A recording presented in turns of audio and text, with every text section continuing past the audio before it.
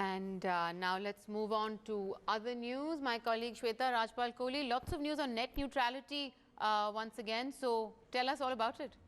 Right, Maya, we've clearly got a new report by the government on net neutrality. Remember, this is an issue which was making headlines at a time when the telecom regulator had come out with a report which in many ways had talked about a crackdown on the over-the-top services or OTTs. But now, after the kind of backlash that we had seen and the government had set up a panel, the panel has finally submitted its report to the government, and these are some of the recommendations. International calls a liberal approach may be adopted. We could quickly go back to the earlier point on over-the-top services and what the panel is really talking about that. Well, specific over-the-top services should not be interfered by regulation. So on the whole, this report as such upholds the principle of net neutrality, saying that it's important that net neutrality is maintained and that there should be no interference at all by regulation in the over-the-top services. What are the over-the-top services? Services like Messenger, WhatsApp, that all of us use, services that are using the internet platform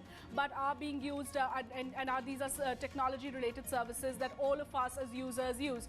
The big question, of course, was that will the telecom panel come down hard on the telecom service providers, because the entire net neutrality debate had in many ways divided telecom operators and internet service providers, or the providers of these over-the-top services.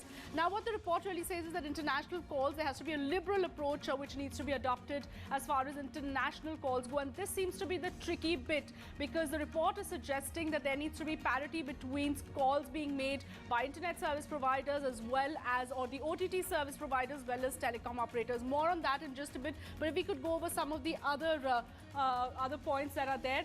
Why we believe that this report is a blow for telecom operators? Well, as far as domestic calls are concerned, telecom companies and over-the-top services will be treated similarly. So essentially saying that there is parity that will be maintained between telecom operators and over-the-top services. Also, there is no case for prescribing regulatory oversight as far as OTT services are concerned.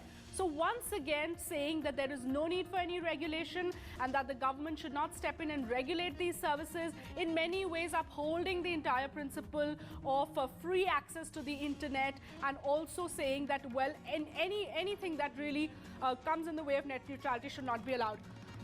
Also, improper paid or otherwise prioritization may not be permitted.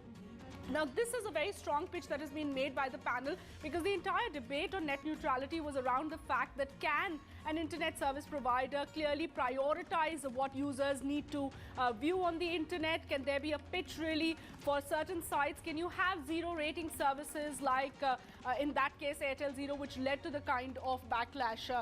But the report saying traffic management practices should be tested against core principles of net neutrality. Now, should internet service providers manage traffic? Well, all of them do that. But at the same time, when they're managing the traffic, are they upholding the principles of net neutrality, or are they trying to push in certain sites for users like you and me to watch? Those are some of the things that this panel has suggested should be treated and should be looked into very carefully. Also, telecom providers and internet service providers should make adequate disclosures to users. So basically focusing a lot on transparency. So at any point, if you are making a push, if you're doing traffic management in a way that one site is getting favored over the other, that transparency needs to be brought about. Also, unexpected awareness about net neutrality.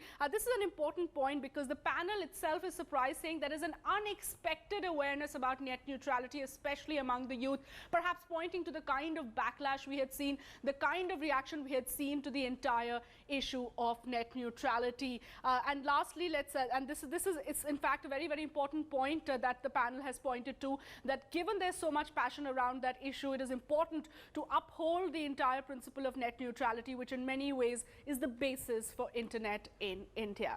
Well, that's all from me on the business desk. It's an evolving story. We'll keep bringing you more and more reactions to this. For now, time for a quick break. Maya will be back on the other side with plenty more.